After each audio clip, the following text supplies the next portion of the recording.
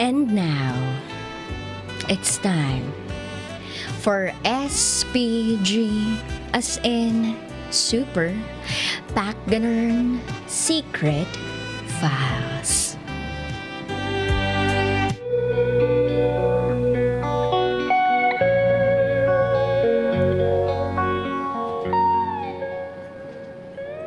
Sinuksok ko yung cellphone ko sa panty ko.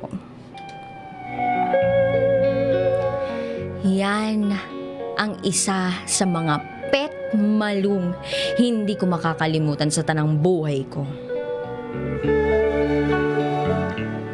Itago niyo na lang ako sa pangalang Julia. Papunta na ako sa school habang kachat ko ang friend ko kasi nga malilate ako sa reporting ko. May pagka-estrikto pa naman sa cellphone yung professor namin. Kaya sa sobrang taranta ko, nang marinig kong makakasalubong ko na siya sa pinto, ay, potek, hindi ko na alam kung anong espiritu ng pagmamadali ang sumanib sa akin. At agad-agad kong sinuksok yung cellphone ko sa palda ko. Ay, masyusyok ka. Dahil naisuksok ko yung cellphone ko sa panty ko.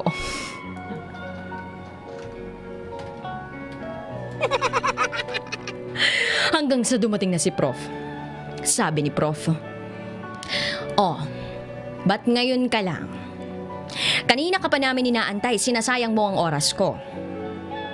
Sa sobrang pagkahiya at taranta ko, agad-agad na akong pumasok at nagsimulang mag-report sa harap. At tapos, habang nagre-report ako, doon na nangyari ang pinaka hindi ko inaasahan sa tanang buhay ko. Potek. Yung cellphone ko na nasa panty ko, tuloy-tuloy na nagva-vibrate. Di napatalon ako sa sobrang gulat. Pati mga classmate ko parang nagtaka sa bigla kong pagtadyak.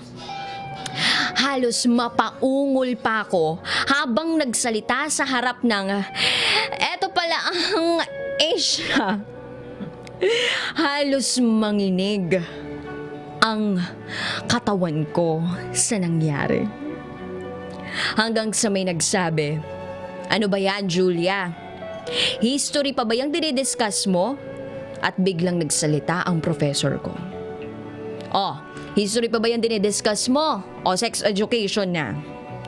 Diyos ko, Lord. Halos mabasa ang panty ko habang nagsasalita sa harap. At pagkatapos ng reporting ko, dali-dali na lang akong pumunta sa CR nang walang paalam para agad na tanggalin yung buwisit na cellphone na nagpanggap na merong vibrator. Para talaga akong na-chenes. Please hide my identity.